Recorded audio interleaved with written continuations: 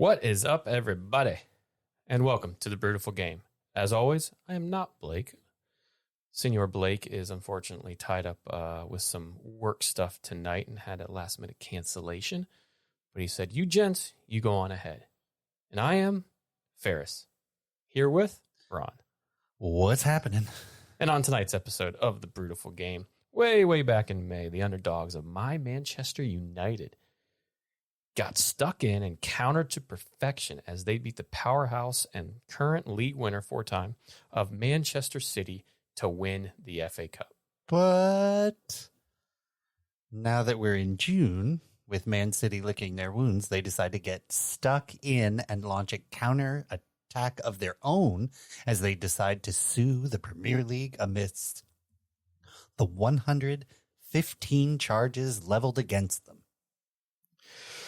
Whew. We'll, of course, discuss both here shortly, but then we'll blow the halftime whistle as the Emma Hayes loving and U.S. soccer supporting Ron shares with us all the news that's fit to drink in this returning edition of Ron's Beer News. I love me some Emma Hayes. Who doesn't? Former Chelsea manager of 12 years. That's why I figured I'd write it for you. Yeah.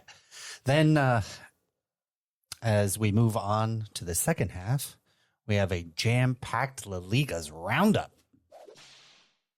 We recap the aforementioned Emma Hayes and her first 2 matches of her U.S. women national team tenure before we hop on over to Europe and wipe up and mop up, more like it, Ferris's tears.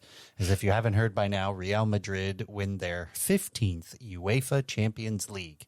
And oh, by the way, that guy named Mbappe finally signs, and the longest transfer drama of our lives comes to a close as he signs for Real Madrid. And finally, we'll close out the pod by staying in Europe as we preview this summer's 2024 UEFA European competition. Hey, the Euros, it's right around the corner. Yeah, it starts like June 14. Yep. Yep. That's next. Like almost next It's week. like 9 days. Oh, I love it. We'll remind you of the groups. We'll give you some teams and players to watch out for and when the first match is. But we're going to save our predictions until next week when Blake is available. And then we'll all do our predictions together. Sounds good. But first, it wouldn't be the beautiful game without a beer. What you got? All right. I'll start us off with food first because it kind of led into the beer. Okay. All right. So as a lot of people know, I did a DC trip back in April, and after visiting a full day at the Spy Museum, quite awesome. Oh, it was awesome. I spent the entire day there. I was like, I'll spend 4 hours now. I didn't even eat lunch. I just read everything. It was awesome. Anyways, I got done. I was like, man, okay, I'm hungry. Yeah, I bet. So one of the things that I like to do, similar to breweries, is look at where the local eateries are, and a good place for that is Mr. Guy Fieri, who actually be in Orlando here soon. Oh, I know I'm gonna try to see him, but he his diner, drive-in, and dive show, just a small show. He has on Food Network. He has like season like 40 something now. Seems like 5 people watch that. Oh, I love it. I used to when I used to work from home with FanDuel every Friday. They just do a marathon. I watch it all the time. I'd be hungry all damn day on Friday, but no. But in all seriousness, one of the reasons I like it is because he highlights the local spots, right? The local areas, and you can always find a ale house or a chain, any chain Olive Garden or anything like that, right? But we want to eat somewhere local. So I found this place called the Carving Room, and it was on one of his episodes. It's a Jewish Moroccan-owned place, in a part of DC called Nona, and he had one of the dishes on there that was pastrami poblano on ciabatta. Oh, say that 10 times fast. Pastrami poblano on ciabatta. I'm not saying it, but man, holy mackerel! That is one of the best sandwiches I had ever had in my life. No way! It all had egg on it. It hit perfectly. Nice, perfectly. So then I was there, and I'm like, okay, it's about 7:00, something like that. It's a Sunday, so let me see what other breweries are around. So I went over to the site, and I'll give them a little shout, called dc.eatery.com. So it's an eatery Washington, D.C., and they kind of review the top 20 breweries in the D.C. area. Sweet. And I had already been to a few of them here and there, but I was trying to find one that was nearest the spot. So I'm reading some of them. Okay. And I'm going to my Google and I'm searching where it is. Okay. I'm this many miles away. Okay. Now I have to hop on the train, go all the way, be another half an hour to get there. I'm looking for something more within like a 10 to, 20-minute area. Instead, I found something a block down the street. Didn't even know it was there, just on the other side of the train track there. And it was called Red Bear Brewing Company. It's a perfect one for the month of June. As many people know, it started Pride Month. Right. Well, this brewery, the first gay-owned brewery in DC. Heck yeah! Awesome. So it was game. The kind of the on this DC eatery, just a game-filled brewery, became a huge boom in the Nomo neighborhood when it opened up in spring of 2019. The partners relocated from Seattle, bringing along a penchant of West Coast style ales and ciders. Try a Skookum, a Pacific Northwest style red ale, or a DC Dirt, a roasty and silky American style porter. Regular nights include drag bingo and trivia nights conducted in sign language. How fun would drag bingo be? Right? So really cool. So I'm like, all right, so like, where is it? Like I said, block down the street. So I'm like, scooter right over. Count me in. So down there, you can head over to redbear.beer. There you go. Really slick, cool site.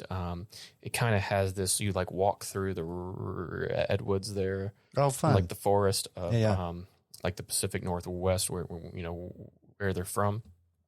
A little bit story about them. It started, I guess, in December 2015 when Simon B. and Brian Van Denover, hopefully I said that right, were hanging out at a fun event near Seattle called the Scottish Highland Games. Oh, you got to love a good Scottish Highland Games. Amidst the kilts and log throwing, a conversation was struck about wanting to open a brewery someday. Things progressed from there, where we're planning, prioritizing, and so on. But they came to realize that they likely needed a third partner. They had the head brewer and charismatic front of house, but needed something more.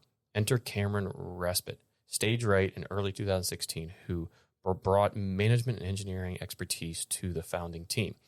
So they began a while ago, the 2-year process of a business plan and beer creation and so on and so forth.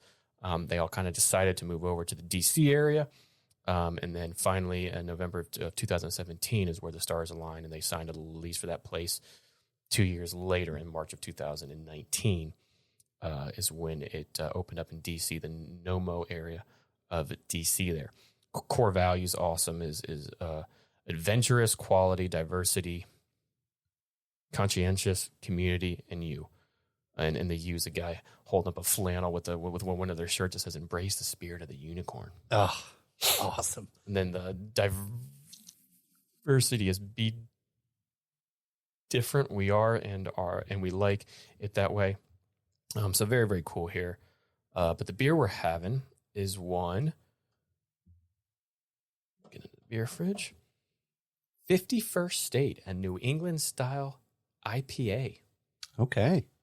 Kind of slick can art with their cherry blossoms aligned on the cover there. You know, every Aprilish they start to bloom in the greater DC area. I like the Bears just taking the steps to the Capitol. Yep. That's awesome. So it's 51st State. It is 6.5% ABV, 1 pint exactly.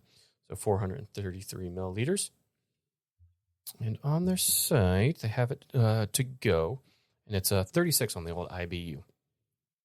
Nice. It's veteran owned and LGBTQ plus owned. Yep. That's badass. Made in DC.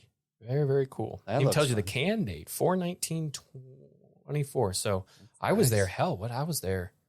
Like right after that. Oh, yeah, like 425-ish range. So yeah. Perfect. Cool. Fresh one. Like it. Ooh, you get the aromas like right out of the can. I did have this on. I had 3 different beers there. I have to go back and look exactly what I had there. All fantastic. And I remember this one. Like, this is darn good. I gotta get this back on the pod. Quite a hazy, kind of pale straw color. Piney. Holding the head well.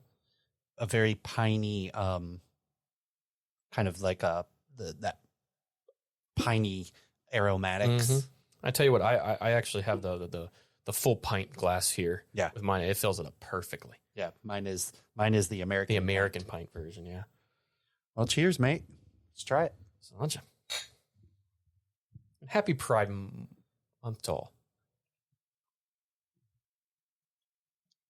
Ooh, tasty. So good. Little citrus, just a hint of citrus in there. A good hop flavor. A good mouthfeel. Yeah. Sometimes you have a beer and you kind of like do like, you pinch your bitter beer face. Bitter beer face. You're kind of like. That's quite good. But this is like, it just goes down smooth. You get what it is. And I've said that many times on this pod. You get what it is. It's a New England style IPA. This would be great for just chilling by the pool, having a barbecue, just throwing a few back on a nice Saturday afternoon in the summer. Yeah, and like I said, it's only what 6.5, so it's not hitting you too bad there. Quite good. Quite good. So it's Red Bear Brewing Company in Washington, D.C. If you ever get a chance, absolutely stop by.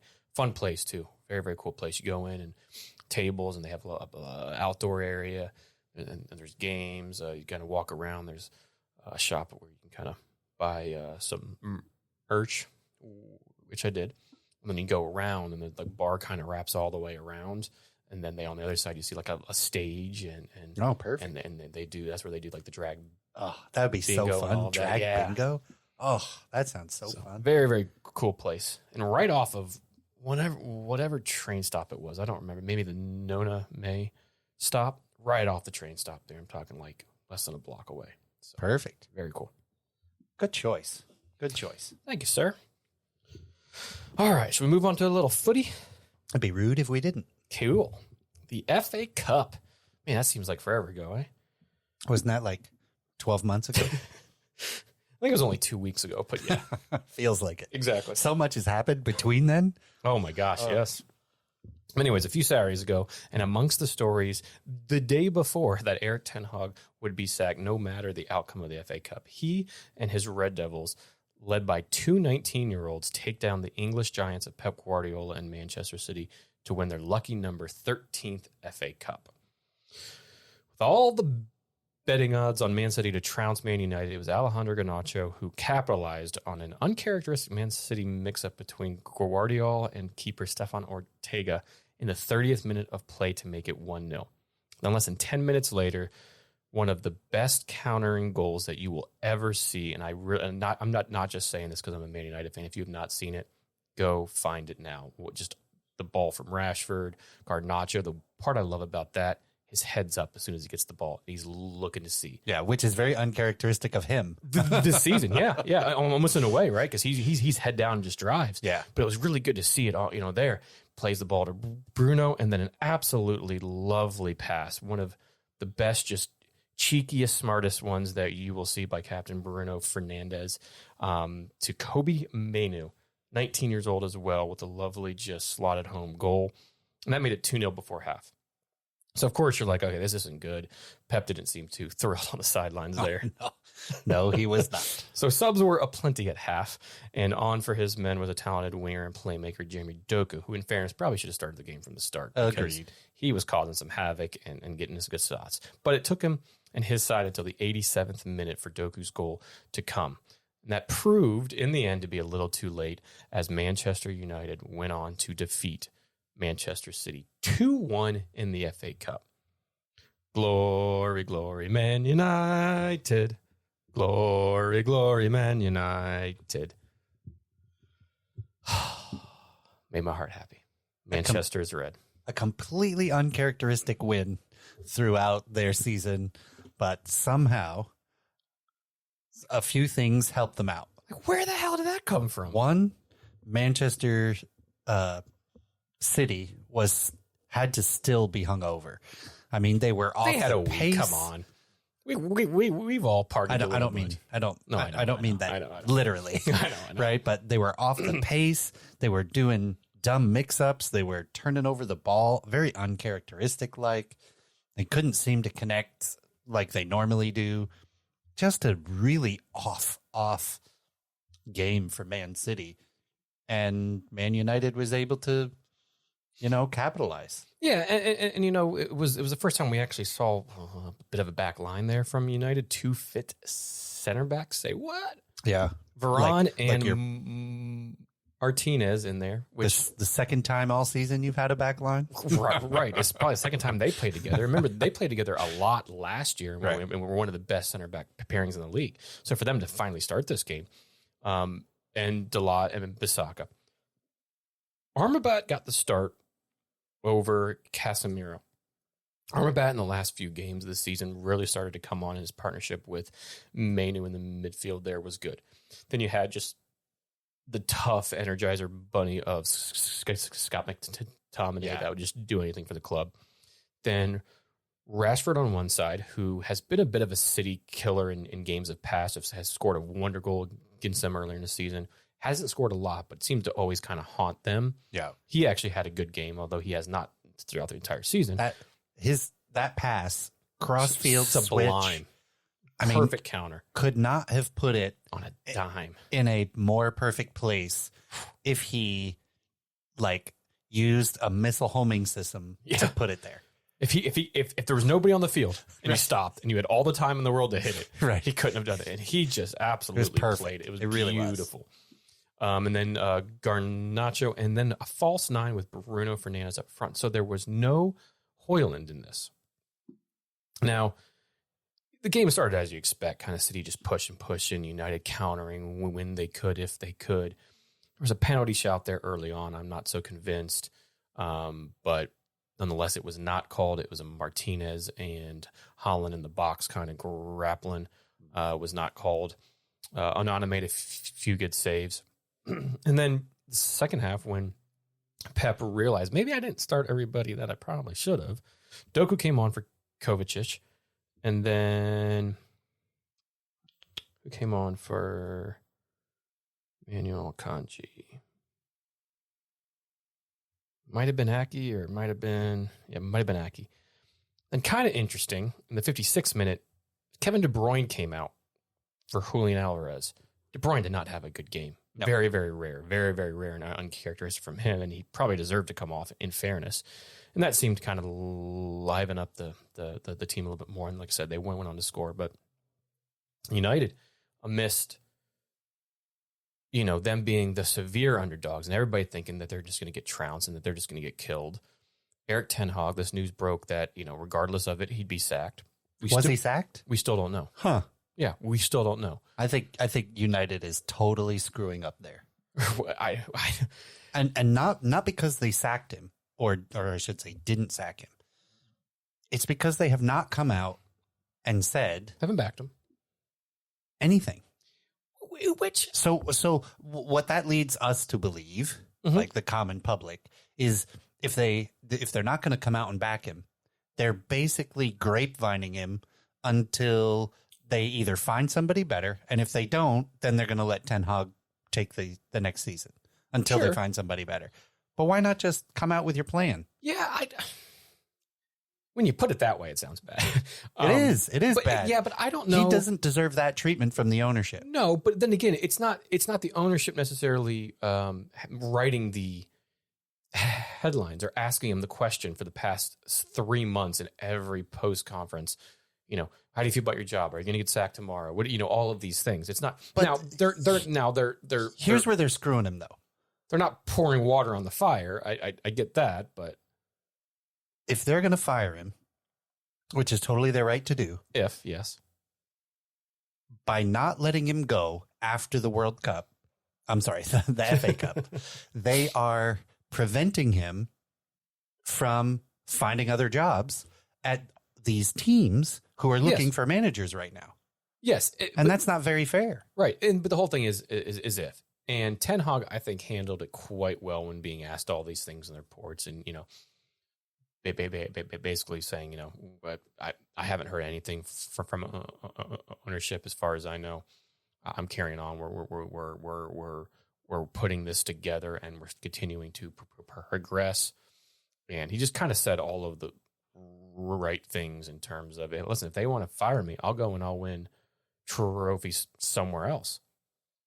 And you can't argue with him. Right. In the 2 seasons he's been there, he's won the Chupacabra Cup, whatever that one's called, right?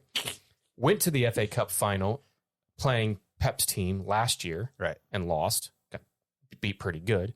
And then returns to an FA Cup final and beats Pep, right, team that everybody thinks is they won 4 leagues in a row and yada yada yada. And we'll get to them with their charges and all that here in a second. But the man knows how to play like cup type games, and knows how to put teams out to get to it. And you can say, oh, the Coventry game they shouldn't have gone through because of VAR call. But they were in that hell of a game with Liverpool where they had to score last minute. So regardless of how they got there, Yeah. And they beat a really good Manchester City team. Yeah. But that's why I think the ownership needs to show a little more respect. Yeah. And the whole thing is, and the reason I said I don't mind that, because I'm okay with the ownership sitting there and going, hold on, we need just to assess it a little bit more. Now, does a decision, to your point, need to be made here fairly soon? Yes. But who knows if they're going to come out and specifically say Ten Hag staying, or if they hold a press conference or a statement and say, get off the pot. You're the owners. Okay. Right? Come on. Yeah, either you're going to keep him or you're letting him go. From reports, they interviewed basically everybody in the back of house. And there's been all of these things that they were offered that they could, I don't know the exact, but they could basically offer to stay on and something, or they could leave on their own with it. I don't know. There was some kind of ultimatum there with the staff, but then they were going to interview some people on the side of things. A bunch of new executives has come in. Some currently there have left. So it's kind of a lot of just changeover, and you expect that with some new ownership, right? I know. I understand. And I cannot vote Eric Ten Hag out. I can vote Avron Glazer. Have we? We've covered this on the pod before, haven't we? Yeah. But yeah, the yearly voting of and the board recommends. The board recommends. For. Like I can. Did you vote for or against? I haven't voted yet. What are you going to do? You want to do it like do it. I'm on air right here. Do it. Okay. So if you don't know, Ferris has 7 large shares of Manchester United stock as one of the only clubs from European football to be traded on stock exchange. So Ferris has 7, which means he gets to vote on key things for the club. And one of them is the board is voting on like the director. What are the other 2 positions? All right, so I got it up here. So now, mind you, I've been able to vote for the past number of years that I've owned these shares, and it really hasn't done anything. All right, so it's the Manchester United PLC 2024 annual meeting to be held on Tuesday, June 25th. Documents to review. I can review all these documents. I think one year I sent it to you guys, and it was like 500 pages. I know. God Almighty, I ain't reading that. Cure for insomnia. So it's notice of meeting and proxy statement. NEF. I'm sure somebody out there in finance knows exactly what those means. I held on. But anyways, here are the proposals. All right, so make your selections below using the option on the right side of the page. Shares available, 7. Nice. First one, election of director, Avron Glazer. Board recommendation 4. So what that is saying is that the board of Manchester United recommends that you vote for keeping this person. Correct. And I can vote either for, against, or abstain. We'll do against. Election of director, Joel Glazer. Board recommendation 4. I'll go against. Election of director, Kevin Glazer. I don't know who the hell that is. Son, maybe? Maybe. I'll just go against just because. Election of director, Brian Glazer. I'll go against as well.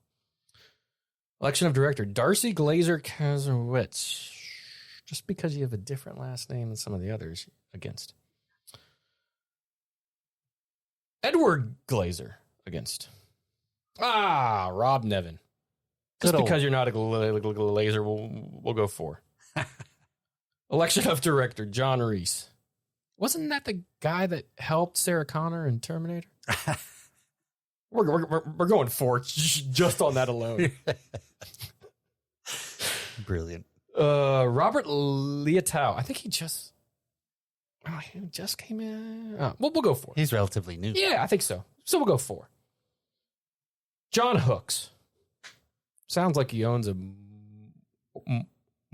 mortgage firm somewhere in New England. Or he was formerly a naval officer, so you could call him Captain Hooks. Good call. You're welcome. So we're going to go 4 for that. Yes. For that gentleman. Submit vote. Done.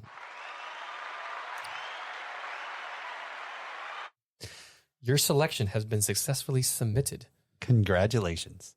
I can take a screenshot of that. We'll see if we can get that online. But yeah, when you're listen, they have like I don't know, a very small amount on the stock exchange. You're wondering why I couldn't vote for Sir Jim Ratcliffe and all of them because they only own 25%. Right. I don't know. They were not there necessarily, or they're not. I don't know if they're a part of this quite yet. They don't own that majority share. They're going to be over football operations. The Glazers, though, own that 75% still, right? So that's kind of how I can vote for them and not. So, anyways, all in all, a hell of a day out. 13th FA Cup, another piece of silverware. And I ask, once again, who had the better season? Manchester United, who finished with silverware, or Arsenal, who finished in second with no silverware? So what's funny is we talk about this. Well, we have talked about this for a past couple of years. And right? I'm not just doing it to be a dick. This is put out on like podcast, like right. All of these proper talk shows bring this up because it's like, well, it's that debate. Yeah. And one of a bunch of Arsenal fans made a video that was going around Instagram for a while that said that they had won the Community Shield. And since they won the Community Shield, that is technically a trophy. It is. Therefore, they had the better season. Which I guess there's a bit of an argument there. But it comes down to, is the league more important than the FA Cup? And if it is, maybe their story holds water. If it's not, then who knows? But you're still not taking home, And, it is what it is. Yeah. It's pretty entertaining either way.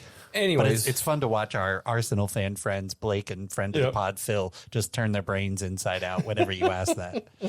So anyways, a shout out. I went down and watched the game at Elixir here in downtown Orlando with the Orlando Reds. It was a darn good time. Packed house. A lot of fun. Absolutely went wild, as you can expect. I'm going to see if this is going to come through. I don't know if it's going to come through, but there was a chant that I sent you guys.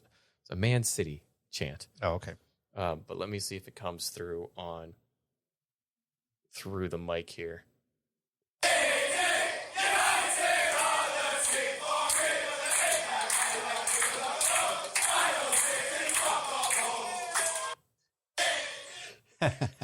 So it's a good chant. If you didn't hear, it was something along the lines of knick knack, paddywhack, give a dog a bone, go on City, off home.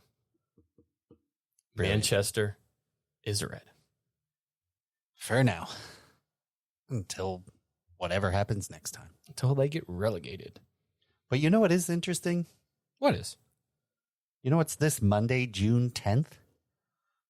Arbor Day. I mean, maybe, but... Oh, okay. No. It's my sister's birthday, though. Is it? It is. Wow. Happy early birthday, Sister Dukes. Yes, indeed. Heck yeah. I'll shoot her a text. Okay. Manchester City will begin their lawsuit against the Premier League's financial rules. This, of course, is amidst the current league champions waiting to answer for their 115 charges of breach of financial fair play and profit and sustainability. So classic distraction counterattack. Is it pot calling the kettle black? I don't really know what.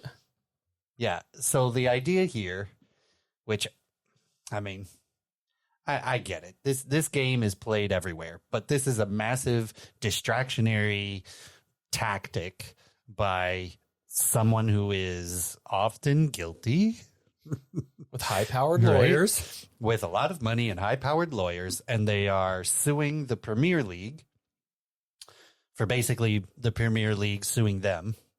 And they are trying to divert Premier League financial and legal resources to have to defend themselves against the lawsuit while they're trying to bring about a lawsuit. And this is a very textbook thing. And I'm sure Man City's had this in their plan. The Man City ownership has had this in their plan for a while, and they're just going to wait till the end of the season, especially because rumors of a hearing coming up In autumn, right? Or fallish time? Yeah, end of August, early September-ish. And so essentially, City are suing the league in an attempt to have the rules which they claim are unlawful abolished in a 2-week private arbitrary hearing. So they're trying to But going back to the financial pot of Ron, several episodes back, didn't the clubs vote on these rules? That's where I'm headed. Oh, there we go. Yep. Okay. So Manchester City is saying that even though they voted for the rules, Or maybe they didn't. Because No, they did. Oh, they did vote They for them. voted for the Okay, rules. so it wasn't like a majority share? No. Okay. No. So there were clubs that abstained, but Manchester City voted for the rules. I'll be darned. So why are they unlawful? Right? So essentially, That's hold on. That's real quick. That's like the video you sent in our text this week where some guy in some state, we're not being specific, zooms into a court hearing that he's in. And he's talking to the judge, and he's like, "Oh, just give me a second here. I'm pulling into the spot. I'm trying to get safe." Sorry, hold on. When you say zooms in, it's because he's on a Zoom call. Not because he's moving rapidly. Right. But he's like, "Hold on, give me a second here. I'm pulling into space. I want to get to a secure spot. I'm pulling into my doctor's office now." And so the judge is kind of talking to the defense attorney and other attorney, and you see this kind of bewildered look on their face. And the judge then kind of asked the attorneys, he's like, "Isn't this trial about a suspended little driver's license?" Yeah, and the guy's driving to his doctor's office. And then so the judge basically says that. The judge is very just like, but there's this hearing that you're zooming in for is about you not having a driver's license because it's suspended. And you see the guy's face completely change. He's like, "Oh, crap, I just got caught." Well, no kidding. You just outed yourself there. This would remind me of. You vote for it, and then now you kind of you're stuck in it. So these regulations are in place to guard against clubs using sponsorship deals and sports washing and a whole bunch of other techniques with companies that are linked to the owners to inflate revenue streams to allow more spending from a club, right? And in February of this year, all of the clubs, including Manchester City, voted to toughen the rules. I'll be darned. Now they're all pissed off. You don't say. So, according to City, they now argue that they are victims of discrimination in a 165-page legal document justifying their case. City are also arguing that the league's democratic system of requiring at least 14 clubs or 2/3 majority of those who vote to implement rule changes should be abolished to guard against, quote, tyranny of the majority. If it's 165 pages of that, they're going to be there all day, all for 2 weeks. It's so stupid, but it's a classic kind of counter. So the reason that the reason they're doing this is because the Premier League's caseload, is already stretched thin, right? With the possible Leicester City, which is still hanging out there, right? Possible as they come up, right? Yep, they got promoted this season, so and they were in due the to Premier answer League. some from the last time they were in, right? So they may start. It's possible that they're going to start the next Premier League season with a points deduction, but who knows? We haven't seen any of the hearings or the appeals yet. There's possible Chelsea sanctions coming up. There's 115 charges of Man City, That's a lot of time in the pub, that is. Jesus. So it's going to be crazy. I think, Ron, I think you said it best. This is just kind of like when everybody, when the news kind of broke on this week, don't know when the lawsuit was put in or whatnot, but it kind of really became news this past week. You're just going, wait, what? Isn't that backwards? You have 100 and some charges to answer for. But you're the one suing them? Right. Aren't they supposed to kind of be not suing you, but implementing those charges against you, and they haven't yet? Like, your mind immediately goes to exactly that. It's a stall tactic. It's a let's land the first counterattack and hope that it prolongs their charges down the road, or they go away, or something. The judge miraculously says, "Oh yes, you're being discriminated against, and this is against tyranny, and you're abolished of all charges," or whatever it is. Yeah. You know what's another could happen, interesting layer to this? You know what's going on this week? The Premier League Forum. Oh, yes, with VAR, which is not looking VAR so good right now. Or in terms of VAR is probably going to stay. Yeah. It's not really going anywhere. They're just trying to get the Wolves were just trying to get a conversation started, right? Exactly. But there's a lot of things on there, including changing of the financial fair play and profit and sustainability rules. So the next tactic, you mark my words, when I look into my crystal ball and tell the future. Ron's financial crystal ball. we need one of those like sound bites. Yeah. Instead, it'll be like when it doesn't come true. Right. I am willing to bet that when the new information comes out about what the clubs voted for, Manchester City is going to say, well, the rules are new. Just hold us to the new rules. Right. When all of these counts are from 2013 through 2018 or something? Or 12? 2009. Sorry. All the way to 2018. Jeez. For things like... And we're in 2024, folks. Yeah. And it's for things like failing to disclose accurate financial information, managerial remuneration details, profit and sustainability, racketeering, fraud, and a bunch of other stuff. That's stuff that Al Capone got up for. Right? Well, actually... it was tax evasion. Well, that's probably in those accounts somewhere. Mail fraud. Wasn't tax evasion. I'm sure that's in there somewhere. Mail fraud, right? I'm sure it's at 115 charges somewhere. Right. So the Al Capone of the Premier League here we're talking about. The Athletic, if you want to read some more about this, a great spot to go over to the Athletic. And they do say that the Premier League declined to comment on this. And as well they should. Yes. They should just... And Man City didn't even respond. So take that for what that's worth, but there you go. Yeah. It's a bunch of BS. Well, you know what that takes us to, my friend? Halftime? The old halftime whistle. Let's go. All right. So that means time for some beer news. Cool. I have two pretty good stories here. Blake's going to be sad that he missed this version of the beer news. Oh, okay. Ferris, does the name Hamidi Ulukaya sound familiar?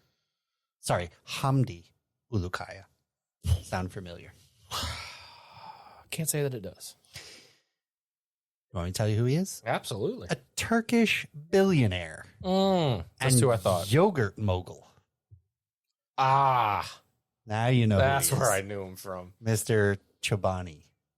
Oh, is that really it? Yes. Oh, no kidding. Yep. Oh, my darn. The #1 yogurt brand in the United States. I've had that before. It's not half bad. Yeah. Quite good flavors. His personal investment firm called Shepherd Future has The next one's to buy Brentford? No. How about purchased Anchor Steam Brewing and all of its assets? No kidding. To get the brewer to return to operations, restoring its traditional branding and repositioning the company as a national player. I'm buying more yogurt. Beer market. Buying more yogurt now. A feel-good story for the beer news. Anchor Steam, as you may recall, last year we had a pod. It's almost been a year, Has it really been? July of 2023 I'll be darned. is when Anchor Steam shuttered their doors. Sapporo, they shuttered it. Sapporo, the main company. Were they the Sapporo ones that Brewing- had the pizza places in all of the malls? No, that's Sbarro. Oh, damn. SBARRO. That'd be cool if the pizza place got rid of it, but the yogurt place came in. Food wars, right? Oh, that's pretty good. So they, like I said, Anchor Steam closed their doors in July of 2023, citing financial woes in an ever increasingly oversaturated beer market, which is true. We've reported on the pod a few times that we're on the bubble. When that happened, fans and employees alike tried everything they could to negotiate deals with Sapporo Brewing, but unfortunately, all of those deals could not be finalized. Hamdi's initial exploration led to a visit to Anchor Brewing's San Francisco facilities, where he met with employees who had worked at the company for at least 25 years. And he said, quote, "I walked in those hallways. I read a lot of the history. I met people in the community and talked about the brand." He showed up to this site visit in a dark blue Anchor Brewing baseball cap and a "We Love San Francisco" pin. He said, "I feel completely at home. Being part of a rebirth of a brand of a company and being part of maybe a new dimension of the city is pretty exciting. This is an unbelievable opportunity." Heck yeah. So this is pretty great. He was selected as the buyer at the end of a very complex months-long auction process, which divided the company's real estate, the real estate holdings, the brewing equipment, the branding and IP, the different Anchor Steam recipes, all that kind of stuff. Each of these assets were for sale individually or as a whole, and the purchase price for the deal in the end was not disclosed, but many brokerage firms previously listed the real estate assets for Anchor Steam Brewing at around $40 million US. The company's intellectual property has seen bids up to nearly $10 million US. So he's going to pay some money. Yeah. But it's probably not as much as what Sapporo, you got me. Sapporo paid for, which was $85 million. Oh, back when they bought it in the 12 teens. Damn. Or 20 teens. So again, the terms of the sale weren't disclosed, but here's a really cool part. Ulukai has said that every effort will be made to hire back the dedicated men and women who helped make the brewery what it is today. Awesome. Which is awesome. Awesome. I'm so happy that worked out. Yeah, I am too. That I was not expecting that news. That is darn good news. Yeah. And when Blake, when you listen to this podcast, Bay's gonna be smiling. Yeah. And maybe the next time they produce some beer, we're gonna go grab it. Especially the Christmas ale. Because they might come back online right in time to brew some Christmas ale. I like that sound. Heck yeah. That's a good idea. Yeah. All right. Ferris? Mm-hmm. Any recollection of the Boston Beer Company? Sure. What's the most famous? I'll ask for the top 2 famous brands in the Boston Beer Company. Ready, go. Samuel Adams. That's one. The Nantucket, the one they had on Jaws. Whatever that beer is called. Oh, he has that beer on Jaws. Yeah, but no. That's Nargarot, whatever it's called. No. Anyways, one more guess and I'm moving on. What does it start with? D. Dogfish. Dogfish Head. Dogfish ding, Head. ding, Yes, there ding. you go. Winner. Woo! So Boston Beer Company has Sam Adams, Hard Mountain Dew, Angry Orchard, Truly canned cocktails. Oh, they're making a bank off of that one. Oh my God, aren't they? Dogfish Head, Twisted Tea, Angel City Brewing, and Coney Island Brewing. I'll be darned. In the past few months, rumors have begun to surface about the possible sale of the Boston Beer Company, one of the largest breweries in the nation to meet the definition of craft brewing. Only Yingling Lager Brewing is larger. That makes sense. Boston Beer is also one of the oldest craft breweries in the U.S., second only to, again, Yingling. As recently as last Friday, rumors suggested that Suntory, a Japanese whiskey producer and beverage giant, was looking to acquire the Boston Beer Company. Are they the ones that give you, like, in the mall, the samples when you walk by them? Of whiskey? No, they give you the samples of, like, the beef or the food. No. Oh, when you walk in the mall and you walk around, you hear them stir frying something, or the grill's going, and they give you the. No, this is specifically a beverage. I was hoping company. to stay with mall food and yogurt. Good try, but no. This beverage giant. I mean, Suntory has everything: water, sesame teas, warm coffee in the vending machines. Like, I mean. In Japan, Suntory. Oh, they're everywhere there. Right? Pretty large. Yeah. And they have, when you get the chance, look up Suntory on Google and just go through the English version of the website. You're going to be like, holy God, that's a lot. Like everything. Yeah. So the rumors are that Suntory is looking to purchase the Boston Beer Company, which is kind of easy to believe because the two companies are already aligned. Because Suntory and Boston Beer Company entered a strategic partnership in 2021. So for a global alcohol producer like Suntory, the Boston Beer Company's large, diverse, and well distributed, kind of portfolio presents a really attractive target to get themselves into the U.S. market. Sure. Right. So amidst all this kind of speculation and the rumors, neither of the companies have confirmed or denied the rumors. Suntory currently denies that the rumors are true and that there's no sort of negotiation. Oh, we know how that goes. Yeah, I know, right? In like 2 weeks, they're going to be like, we did it. Here's our flag. Exactly. Boston Beer Company's stock prices have been a bit volatile. They're up 22% last week. And according to the Wall Street Journal, the Boston Beer Company has a market capitalization of $3 billion US. Pretty good. Which is down from its highest, which was $15.9 billion before the pandemic in 2019. Well, yeah. So stay tuned because this is going to be an interesting one. Sounds like it. We'll see what happens, but exactly. You'll hear it here as soon as anything happens. Oh, wait! What? I have some beer news from you. Oh, and from me? No, for you. Oh, okay. For everybody who were in their ears, cars, yeah, okay, wherever, phones. I think we talked about this, but I don't know if we ever shared it on the pod. Deadwords. Oh, right. I think we said it on a few pods back. Closing their doors. Right. Filed Chapter 11. Right. Not good. Yeah. And they tried a reorg with some other investors and a few other tricks to try and get themselves solvent. All that was thrown out of bankruptcy court. So Deadwords was no more. Correct. However, dun dun dun.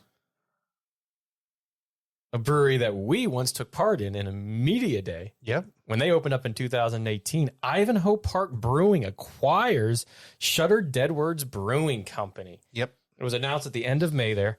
They acquired like pretty much everything. Yep. The strategic move allows them, it was quoted by Glenn Colossal, founder of Ivanhoe Park Brewing, which I believe we met that during that event. He took us on a brewery tour. You did, absolutely. The strategic move allows us to expand our portfolio and reach while staying true to our core values. We are committing to preserving the spirit of Deadwords Brewing Company and upholding the values and traditions established while bringing our innovations to the table. So he also went on to say, and this was on Channel 9 News, a local ABC affiliate here in the Orlando area. We acquired the equipment and the space and should be brewing in the next couple of weeks. We will be also operating the tap room and kitchen at its original location. Which is very interesting. It is. It's not in the best part of town. It's stuck in between essentially the Citrus Bowl and Orlando City Stadium. Camping World Stadium? Sorry, correct. Camping World Stadium and Inter and Co Stadium. Right. Sorry, Ron. It's just... But once you go inside, it's a lovely brewery. Yeah. Very well designed, very well themed. It's a good spot to have a beer. Yeah. Unfortunately, the spot that the spot is taking is terrible. Yes. Not very good parking. The parking's terrible. And the other thing is that you get zero walk around traffic. Yeah. Because unless the Citrus Bowl, Camping World Stadium has an event. But even then, it's like a block or two, like down that main drag to where like church or something like that is. Across a very busy street. Yes. Not like a side street where people could Orange Blossom Trail. Where people can just, walk across the street and casually snag a beer. Right. The ref belongs on Orange Blossom Trail is the chant that we always say. Yeah, which still makes no sense, but whatever. So I'm kind of worried about how they're going to do there. Because I am too, I think if I remember correctly from the chapter 11, it was more I think you had told me this, that it was the landlord of the area. Basically, the cost of that went up, and they had some back bills and paying for the land itself there. How's that going to change? For the building. So maybe Ivanhoe Park's more capitally funded. I don't know, but I mean, if you're not making money, you're not making money. It doesn't matter how much money you have, right? True. So you're right. It's an interesting move all around. And we hope it survives. I hope they improve their parking. I hope they continue to make awesome beer. Correct. And that kitchen was phenomenal. Yes, it was. So I hope it keeps on keeping on. And that's what they, are saying that they're doing. But kind of like Anchor Steam, nowhere near the gravitas that holds. But one brewery closes, another one comes in. Yeah. Fortunately, it's not the yogurt guy. Right. But it's another local brewery here in the area. So good for them. And as soon as they reopen, we'll be sure to get down there and have a beer. Yeah. All right. That takes us out of the halftime, my friend. And on to the second half. La Liga's roundup. Let's go. I'm going to pop on our beer. Oh. I'm a little what thirsty. Are we doing? Hit it. We're going to do it with the one beer that I just had on the pod a few pods back from DC. Brought Ron. I don't know if Ron's had it yet. So, nope. Right Proper Brewing, Raised by Wolves. Again, I had it on the pod a few weeks back, but it's dry hopped pale ale. So we're going to crack this. I'm going to do mine in the can. I don't know about you, but we should have done this one first. Yeah. Ruined our palate with the West Coast IPA. That was a good one. That was a hell of a good one. It was quite good. So the Right Proper, like he said, we had it on the pod a little while ago. Dry hopped pale ale with the 5.0 ABV.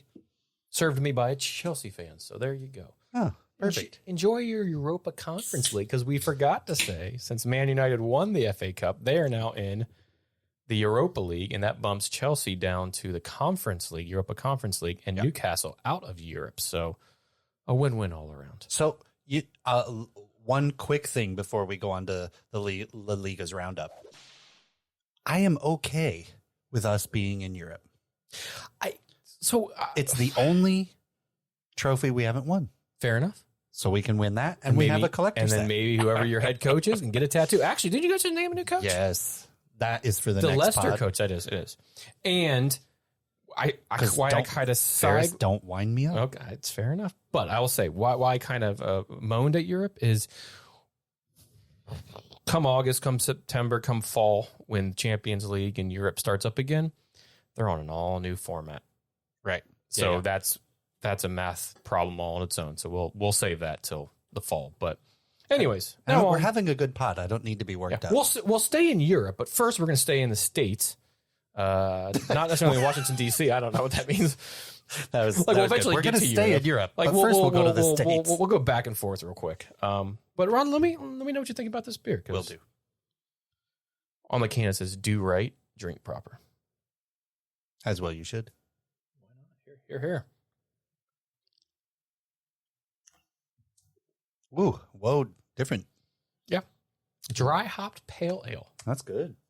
Tasty, eh? I'm my palate is slightly ruined. Sure. From the At least we're staying in the bitterness, but pale family. But it's quite good. I like the malt bill on it. Smooths out quite nice.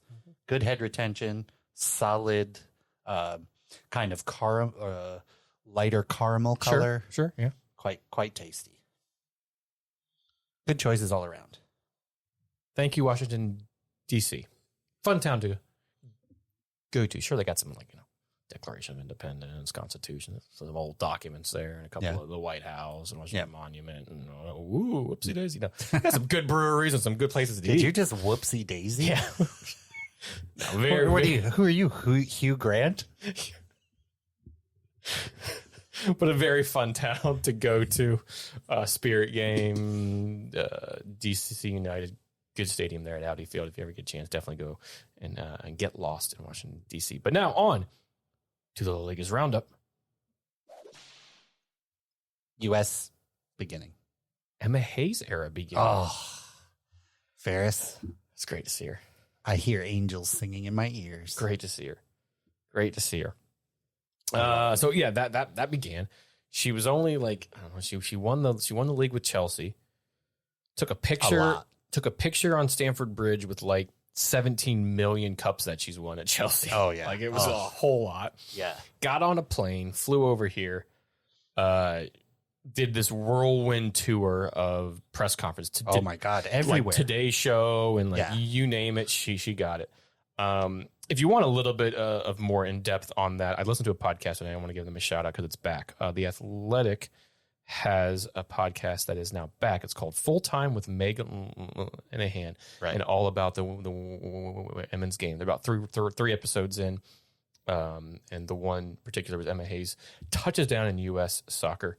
Very good listen, and Meg Linehan was one of the few reporters in this conference room in New York to kind of interview her in this very leisurely style, press conference, not really press conference. Yeah, more like kind of sit down, loose chat. Exactly. Yeah. So very good podcast there. Definitely recommend that for the women's game. But her tenure took flight, if you will, here in the States across the pond on Friday last week. Right? Was it Friday or was it Thursday? I don't know. Saturday.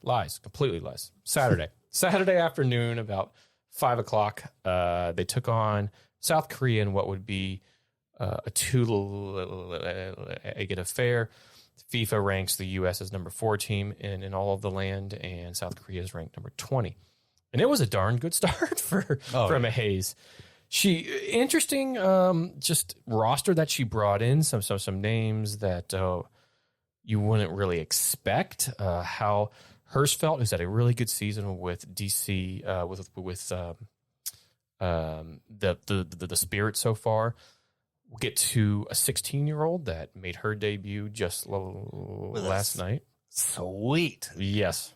Leave behind goal. Yes. So we'll touch on that in the next game. And then some kind of people that you would say. Sam Stab gets Chicago defender, gets her first cap in this game, and good for her. And we might see her in. I think we'll see a bit more of her in the Olympics coming up. The first starting lineup for Emma Hayes included Jane Campbell. Alyssa Nair is dealing with a bit of a injury at the moment, so Jane Campbell got the nod in net. Emily Fox, Naomi Girma, who eventually got the captain's armband too, which is good for her. That was awesome. Quite cool for the 23-year-old center back. Jenna Neiswanger and Tyrion Davison, who, surprise, scored like 1 goal in like all of club games international. Mm-hmm. She scored a brace in this game from a center back position. Just crushed it. The New York Gotham defender that made her way there, I think in the offseason. Sam Sam Coffey. Excuse me. Sorry. She's one of my favorites. Sam Coffey and Lindsay Horan, and another one of my favorites in midfield with a Sophia Smith, Trinity Rodman, and Mal Swanson front three. Good God almighty. And Mal Isn't Swanson that with a speedy. with a banger. She also had a brace. Oh, And like, wow, that is a wickedly quick front three. You're talking 23-year-old,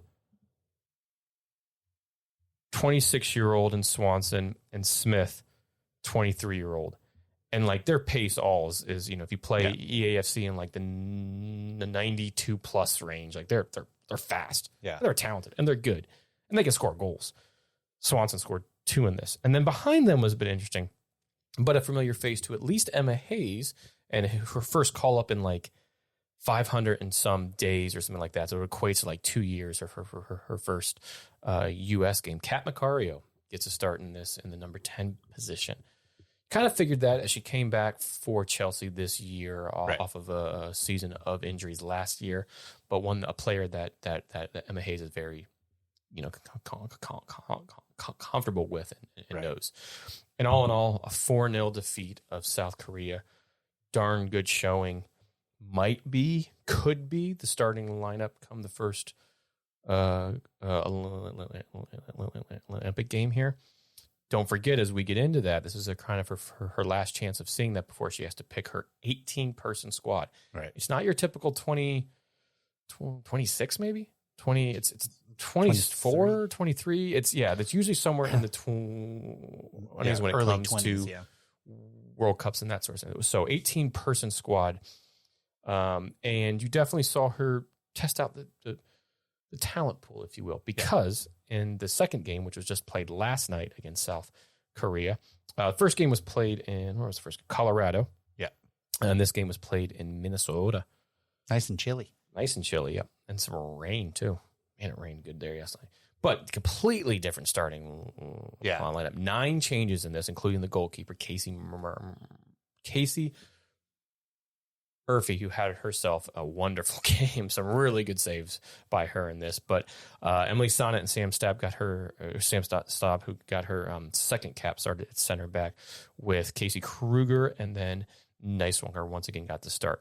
Then in midfield, you had Horan. So Neiswanger and Horan were the only two to start from the team that I named on Saturday. Horan got the captain? Yes. I want to say? Yep. She is the captain. She passed it off to Gurma in that first game. I think she stayed on the pitch the entire time. This one, I could be wrong, but if not, I'm not quite sure who she passed it off to. Anyways, in midfield, Corn Albert and Horan, both Albert plays for PSG over in France, and Horan just in the Women's Champions League final where her Lyon lost 2-0 to Barcelona. Yeah. They're a good team. Yeah, the Spanish are doing pretty well right now. And then Jaden Shaw made her return back to the starting lineup along with Rose Lavelle and Crystal Dunn in that right wing spot. Mind you, over the Vlaco period, we were seeing her in the backs, defense, right? Yeah. And like right back, left back. She was kind of playing everywhere and kind of transitioning back. Even for New York, where she's playing now, it's kind of where she's kind of slotted back into. But she got a goal in this. Yeah. So and a sweet one. And a sweet one. And you're seeing that, okay, Emma Hayes kind of, not necessarily thinking outside the box. She played that before, but maybe let's play her in what her natural position is and see if we have another option there on the attacking side of the field. Yeah. See where she's having fun. Right. Where she feels most comfortable. Right. And then Lavelle and Alex Morgan got the start in this one. So 9 changes in that. You also had subs come on. You had Sam Coffey come on, Mal Swanson, Sophia Smith. Sophia Smith got that second goal. And then who got the third goal? Lily Isabella Jonas, 16 years old. First cap, first goal. Awesome. You got to love it. Absolutely. Freaking Her celebration was genuine. Pure, unadulterated, unfiltered joy. Yes, absolutely. And here's the thing, though. She's actually Dutch. Yeah, and she could still play for the Dutch. I mean, hopefully we. How many players are like that all over the globe? I know. hopefully the Emma Hayes can kind of sway her here and be like, you need to stay. You scored a goal, first cap. Now, she's 16 years old, but she spent the last 8 years over in the Netherlands and has a world of experience playing for Ajax over there on their side. No He small played in the team Women's over there. Champions League. Yeah, absolutely. And has done quite well over there. So hopefully we can persuade her to continue to play for the U.S. and absolutely be cap tied here, hopefully with a few more games. I don't know what the exact rules are on what they have to play because this was a friendly match. I don't know if they have to play an actual international tournament cap or anything along those lines. Right. I'm not quite sure. So you might see her called up for the Olympic squad. We'll see. It might be something to entice her to get in, and that's definitely what you saw on this is a very good option off the bench. Sure. She looked bright. She attacked good with the ball at her feet. Got into Smart good runs spacing. off the ball. Yep, Yeah. absolutely. Yeah. So we'll see. All in all, though, and I think we kind of answered the question I was going to ask, but are you impressed so far with what you've seen from Hayes? I am. So I'm going to say I'm not thoroughly impressed yet. Okay. Why is that?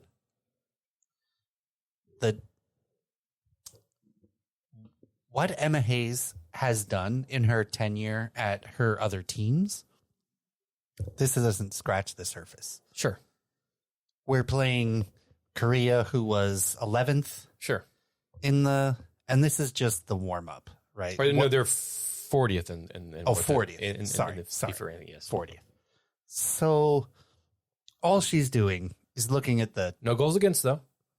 All she's doing is looking at the talent that we have, and there's no pressure, right? If she came in, but coming up, there's about to be. Hold on. What? Well, you're saying, am I impressed so far? Sure. Not about what's coming. Fair. Okay. So I don't mean this to sound like Emma Hayes is not that great, because I absolutely love her. But this is just this is kicking the tires. And, yes. And South Korea is 40th. We could probably have tripped out of bed and beat them 1-0. Yeah, right. But we didn't. So you can only play who's in front of you, if you will. So my point, 7. My no point goals will against. be. My point is this: I am excited about what's coming, and I will be much more impressed once she has a grasp on the team, has a chance to impart the culture of her teams, being hardworking, being press heavy, being attack heavy, being articulate passers, heavy, stingy defense. These are all hallmarks of her normal teams. And once we really see that coming out of the U.S. women's national team, I promise you I will be impressed. Right now, it's just kicking the tires. Okay, I have a different opinion. I am impressed, and I get your point. I do. I'm impressed by that stat of no goals against. You're playing the same opponent twice. It was a good startup for her because she's used to playing that in UEFA competitions over at Chelsea with two-legged ties, right? Now, again, these are both home and home, right? We didn't go over to South Korea. Sure. But she talked very heavily in the press this week about how she likes that. You can coach different things. You can implement things, learn from the opponent, implement things on the opponent, so on and so forth. Right? I also like how she's going about it so far. An example of that being when she was on the Today Show, one of the people on the show asked, what silverware are you expecting the U.S. to win? Or what are you expecting the silverware color to be, essentially? And she sidestepped it and said, it's more about the process, the program that we're implementing here, and seeing how we improve from game to game. Right. That's what I'm looking at here. So I'm not looking, it's a good sidestep from her. Now, it's also from a pro who's been in these before. This is a trick, right? Because what you made it seem is, am I impressed with what's going on field? And in that case, not particularly yet. No, now you're saying I was getting there. Hold on. And all that. I was getting there. All right. But now this is a wily vet who knows how to handle the media, right? And the English media, as we know, is tough. Way worse than the US. And yes, I mean, the English women's game over there isn't as bad as the men's, but it's getting there. It certainly has in the past number of years. So she knows how to handle these things, right? But I was impressed I like, because it's very rare you see these coaches take the opportunity to make wholesale changes in the next game to see what you got. Right. Essentially play everybody brought in on the roster. Right. So I was curious about Lily. I was curious about Sam Staub. I was curious about some of these players. Now I want to see what they're doing, if they can implement things from game to game, if they can come in and kind of, we learned from this game. Now I'm going to teach you this for the second game, but you didn't play in the first game, so now go out and do that. Right. So, and the result was pretty similar. 4-0, 3-0. Right. With wholesale changes. So it's rare you see a coach take advantage of that. You might see a player get a cap here and they come in for the last 10 minutes or something like that, but you usually don't see 9 changes. That's right. That's pretty much. But that's the entire very team. characteristic of her. When she's like preseason for the WSL, it's all over the map. That's good. For what she's constantly looking at players in this position or that position, changing different players out. I really wish we could have hired Emma Hayes for the Chelsea men because sure, we'd be champions of Europe. Mm-hmm. We'd be the Club World Cup. Mm-hmm. We'd be Premier League. Mm-hmm. We'd be crushing all of it. Yeah, but this for Hayes, who started a lot of her coaching career off here in the States, and at the collegiate level, if I'm not mistaken. Yep. So she was November 2001 is what I'm trying to say. She was the hold on, I'll go back. 2001-2002 season, she was the manager of the Long Island Lady Raiders. Sure. 2003 to 2005 of the Iona Gals. 2008 to 2010 Chicago Red Stars. 2012 to 24 Chelsea.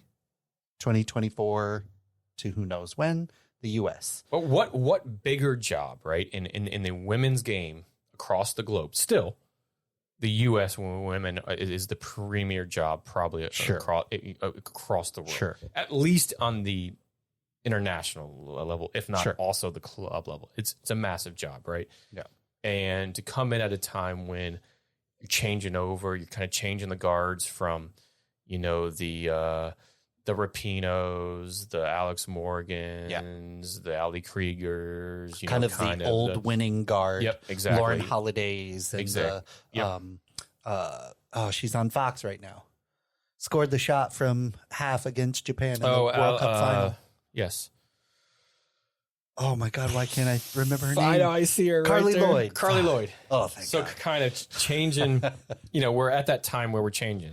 So now, like a mouse, Swanson at 26-year-old is kind of the vet almost. Yeah. When you go into this, right? And Becky Sauerbrunn. Right. Like those types. Those are, but then Sauerbrun's on probably her last tournament last year. She might make it to the next World Cup, maybe. Right. But Alex is mid-30s now.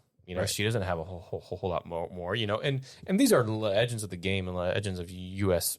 Soccer. But you're kind of in this weird time where we didn't do good in the World Cup, and the rest of the world we went, they caught up with us. Yeah. Right. Yeah.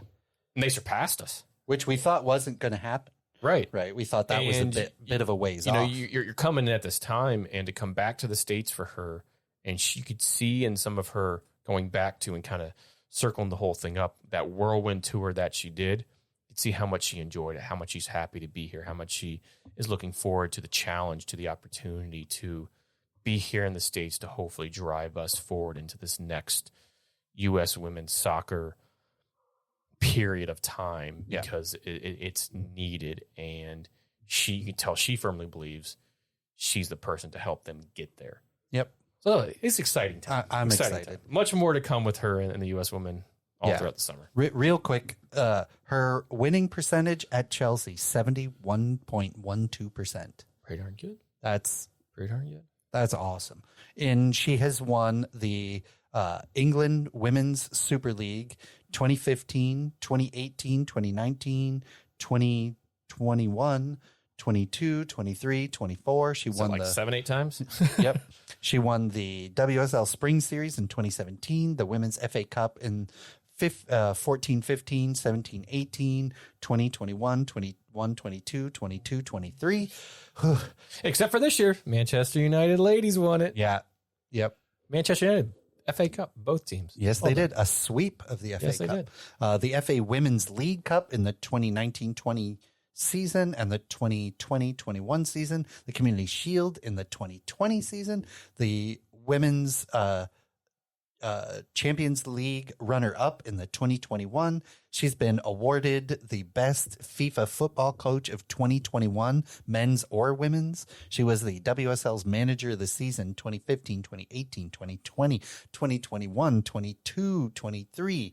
The manager of the season I'm not sure what the LMA WSL is, but she won that 1, 2, 3, 4, 5 And that was times. a WSL. She won all those two. Yeah.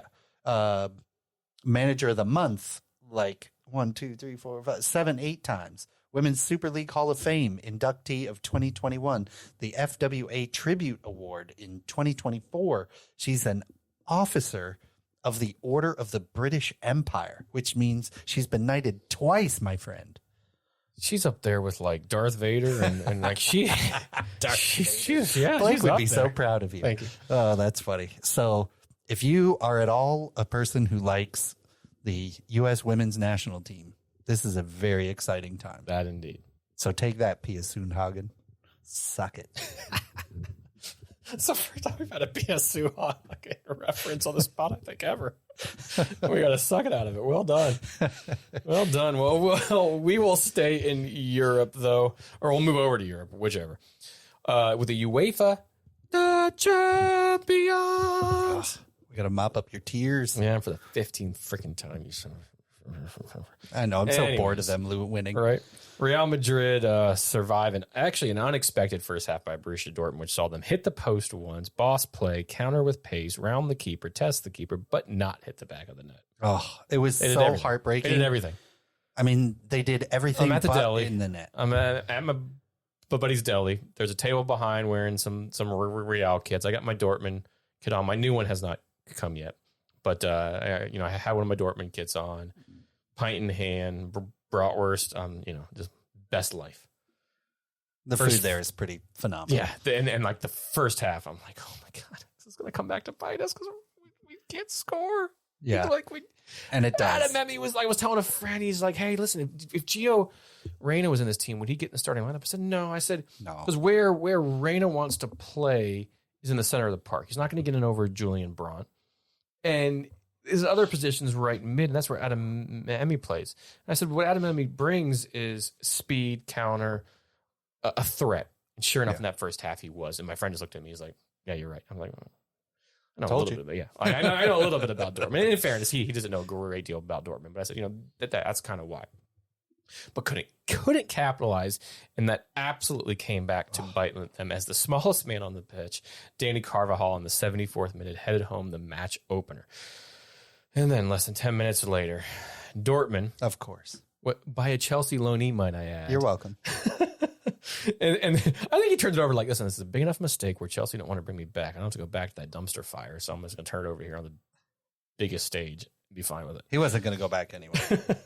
But turns it over in their final third, and as the ball made its way to Jude Bellingham's feet, he then made it over to who other than Vinicius Jr., Vinny Jr.'s feet, who slotted home their second.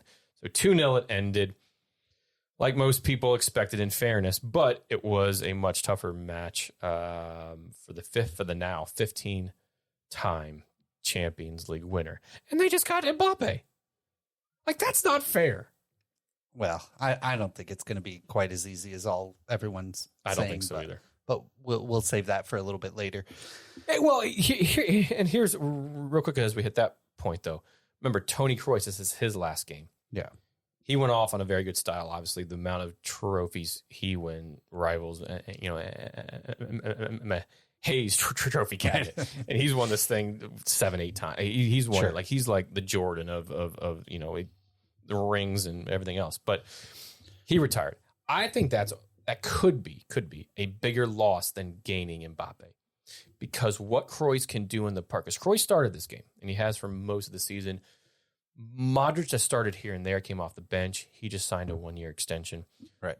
So he'll continue on. But Tony Kroos is doing this, playing for Germany in the Euros in Germany, which we'll get to here in a second.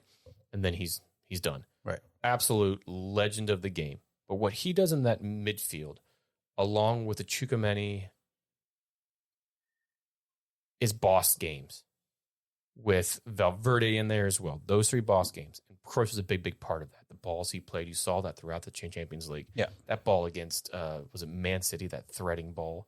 Yeah. Or no, it wasn't. It was against Byron, maybe. I don't know. It was against one of them, but slick God right through. Almighty. I mean, and that's a 30-some-year-old doing that. What he's done in his career there. So I almost think that could be a bigger loss than what Mbappe gaining could be. You're like, how's that possible? But you have the center of a park that really locks it down, that really helps control the game. Mbappe, while a wonderful player and probably the best player in the world at the current moment, how is he going to go in? How is he going to vibe with 2 Brazilians on either side of things? How is he going to play number 9? Is he going to play that left wing? Is he going to play that right wing? Where exactly is he going? I think he's got to get forced to the center. I think so too, right? I think he has to be that. Vinicius Jr. is arguably the best player on the planet right now. He's up there. So you have 2 of arguably the best players in the world at the current moment. I mean, if Vinicius Jr. doesn't win the Ballon d'Or this year, I think it's going to prove that it's a bigger sham than last year when Messi won it. Right. So don't even get start us on that. Rodrigo's not going anywhere. Vinny Jr.'s not going anywhere. And I really think this is for me, when you boil it all down to its basic parts, it's going to come down to this Real Madrid squad is a winning squad. Yeah. And therefore, Mbappe has to fit into them. Correct. Mbappe is not being brought in to rescue a team, to make the team better, to win trophies because the team can't. This is a beautiful squad already. And you can even argue that they exceeded expectations this past year. Look at the offseason they had last year. Sure.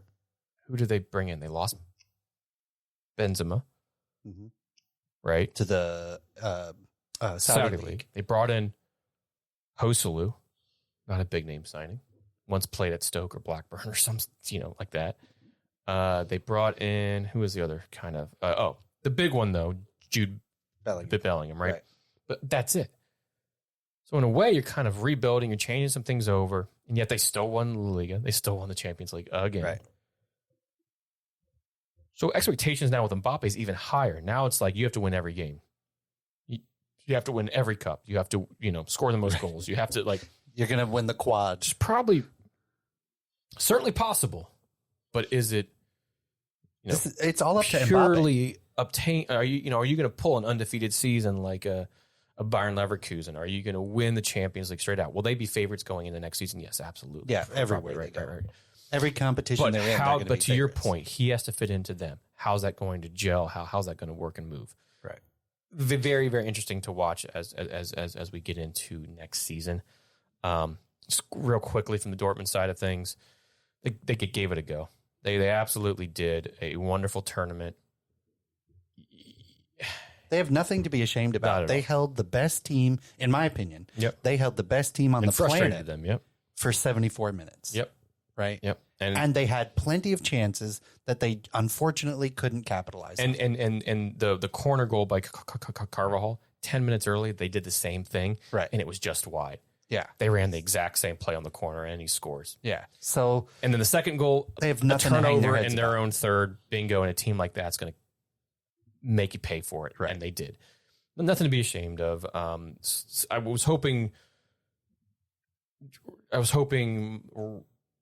Royce would go out on a high, but it was Tony Kroos, his German,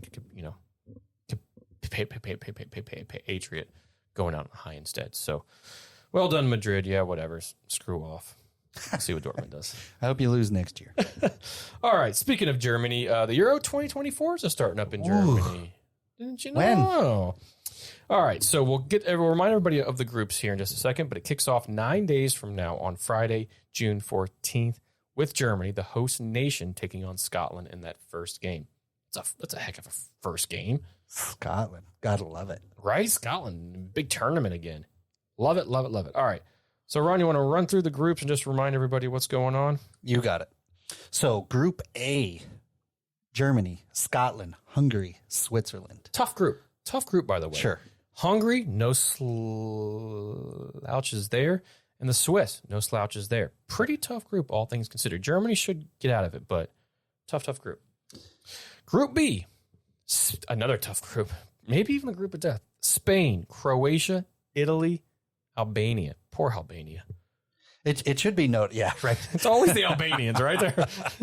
It should be noted that next week, when Blake's available, we're going to do our rundown of the entire Euros and pick our favorites and all that kind of stuff. So right now, we're just going to go through the groups. Yep. Group C, not a group of death. Slovenia, Denmark, Serbia, England. A tough group, though, right? Similar to Group A, right? Because Denmark, you have an Eriksson, a Højlund, plus a host of other some quality players. Serbia, some good players for Serbia. They're using an organized bunch, a tough bunch. And then England. England should get out of it. You see them getting out of it. Slovenia probably, but they're not terrible either. So I don't know. We'll see. And then we go into Group D, the Netherlands, France, Poland, Austria. It's a lot of red in that. Yeah, every team has red in it. None of these groups are really cakewalks. No. The Dutch and the French probably the favorites going into this tournament. Well, Mbappe-less, potentially. Why? Oh, I'm sorry. I'm confusing them with PSG. Yes. Because they're the same team. Yeah. No Varane, though. So a little bit different center back pairing than what we saw in the World Cup and those type of things. So that is a big change, actually. But France, yeah, they should be just fine. Yeah. The Dutch, we'll see. They have not always been great in tournaments. So we'll see. And then on to our last two groups here. Group E, Ukraine, Slovakia, Belgium, Romania. Could be the easiest group. Probably. But I think the golden era for Belgium is in the sunset. I think this is their sunset. So it's like you either get off the pot. They're in that little sliver of sun that is still above the horizon. They are squirting out that last turd because they need to. And they better, don't forget to put it on the whole belief sheet. Sorry. What, turd's not a bad word. No, I just said it. That's why I used the they have or get off the pot. Oh. That's my saying. Yes. So then they're squirting out the last turd because they need to get it done. Like this is the last. Anyways, Good moving job. on. Last and final group, Group F: Portugal, Czechoslovakia, Georgia, Turkey. Turkey, no mugs. No. Turkey are quite good. Speaking of Turkey, you know who went to Turkey recently? Not for the national team, but is in Turkey. No. Match night. No. Yeah. Jose. You Yeah. hadn't seen that. Fenerbahce. Yeah. I did see man. that. I did see that. Kind of off the map. Man, he did like a 160-minute press conference, or 106 minutes maybe. I don't know what it was. But I don't understand that, man. Love it. But I love him. Yeah, so the last two groups probably are easiest. You would think Portugal goes out of it. We'll kind of pick them all here soon. But Ron, out of all these groups, who's kind of your, real quick, your team to kind of watch out for? We know the Germanys, we know the Frances, right? But who's kind of a team or a few teams that you're like, watch out for them. They could do some damage here. I would watch out for Spain. Sure. I would watch out for Italy, who weren't in the last World Cup. Correct. They've been cracking skulls over in Italy because of how bad that all went. Changes, yep. And this is going to sound like a cop-out, but watch out for England. You know what, though? England have consistently underperformed in international competitions. Runners-up to the last Euros, where Italy did win that, on a penalty shootout on their home soil at Wembley. Good young talent, interesting squad. We'll see. So I do think they're one to watch out for. If you're looking kind of off the map, it's hard to, well, not off the map, but Croatia, probably in their real sunset of their period, but always tough to play against.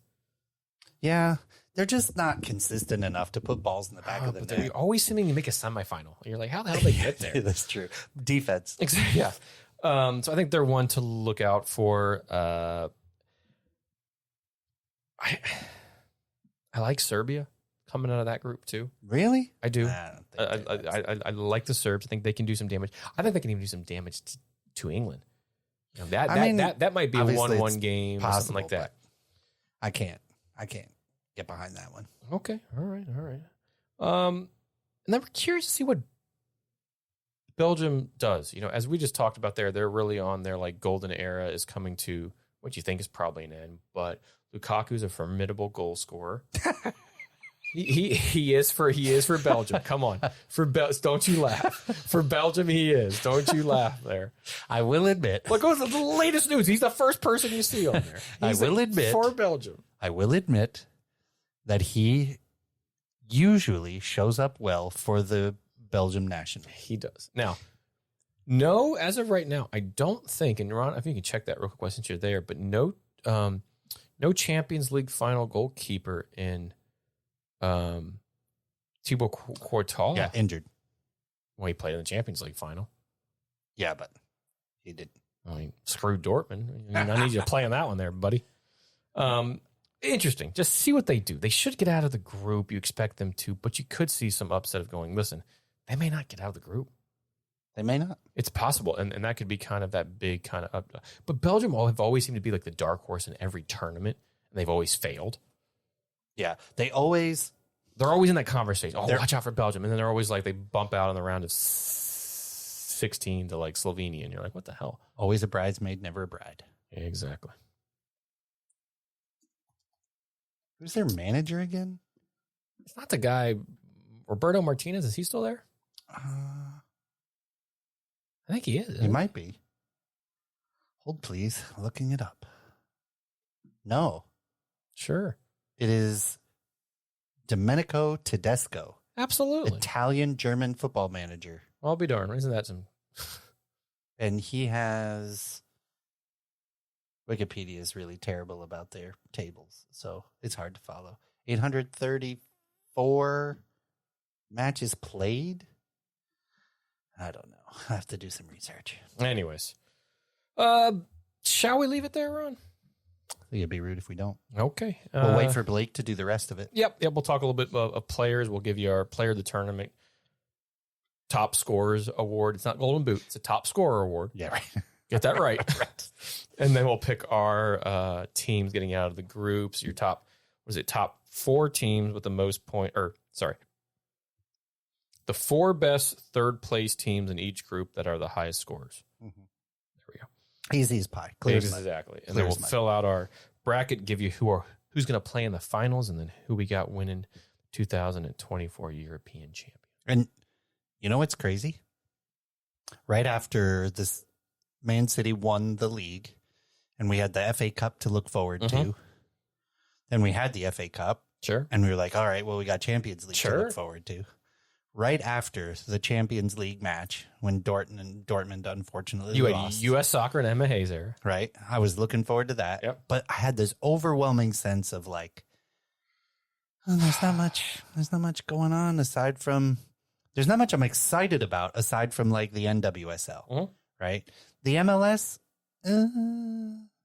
Yeah. So moving on. I was really kind of like, oh man, there's not a lot.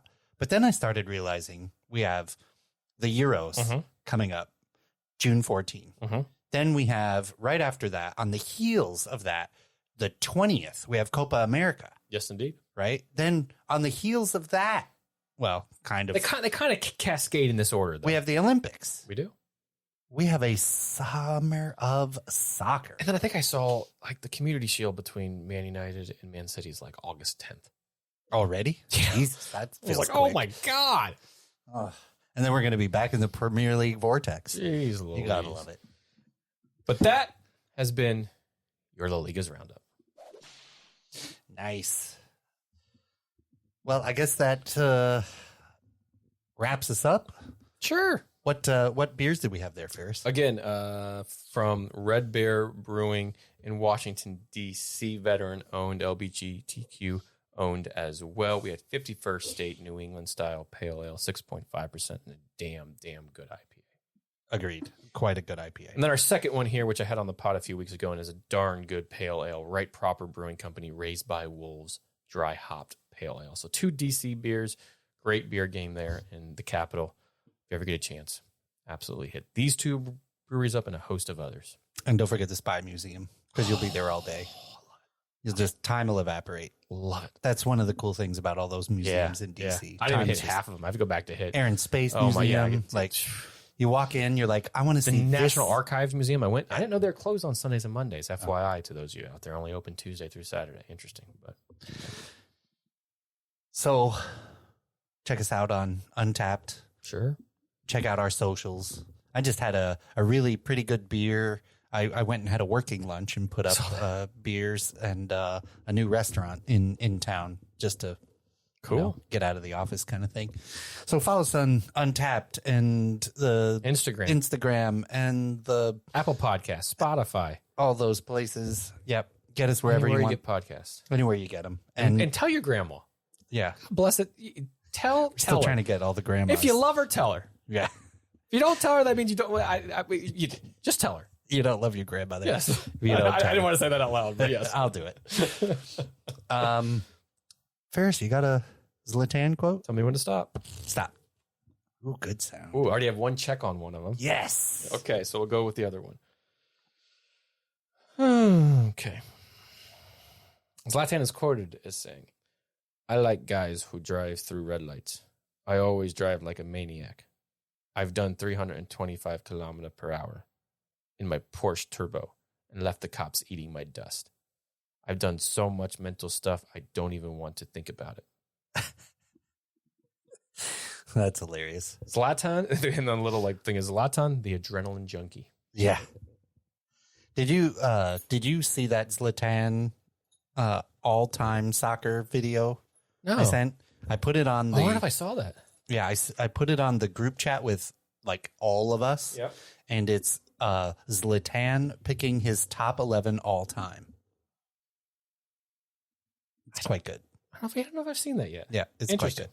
It's quite good. All right. So I don't normally like talking very much politics on the pod. We don't. I mean, like normal politics, not soccer politics. or like mall food politics, like we talked about. Yeah, Chobani and all those. But I was struck by a news story that, was kind of really interesting. I found out that while I was doing research for the whole Anchor Steam thing, Yeah.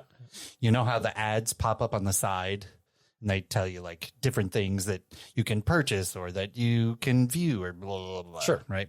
There was this ad for IKEA. Oh. And because my wife and I have a 10-month-old, we're swapping out furniture and doing all that kind of stuff. Sure. So I click on this story for IKEA and it tells me that IKEA is now the CEO of IKEA has now entered the political realm. He's now the like Sweden or here? Sweden. Okay. He is now the president of Sweden. Oh, yeah. And so not only does he have this amazing, store of all this crazy cool furniture and all that. But now he's the president of Sweden. He's like the Jesse Body Ventura of California. Or no, Wherever he's from. Minnesota? Minnesota? I don't know. Arnold was California. Sure. Right. Yeah, sure. The problem is that the Swedish people are saying is that the CEO of IKEA is taking too long to build his cabinet. Go ahead and hit that applause button there for you. Blake, that's how you do a dad joke. Good story. Yes. Well done, sir. I thought you'd like that. Well done. I've actually had that one, like Just waiting in the wings. Just in the cabinet for a while, just sitting there. There you go. Well done. Thank you, everybody, for listening, downloading, sharing. We appreciate you all. Blake, we missed you, our friend, and hopefully have you on the next podcast and back hosting us and leading us through this charge. Until then, love the beer. Cherish the game. The beautiful game.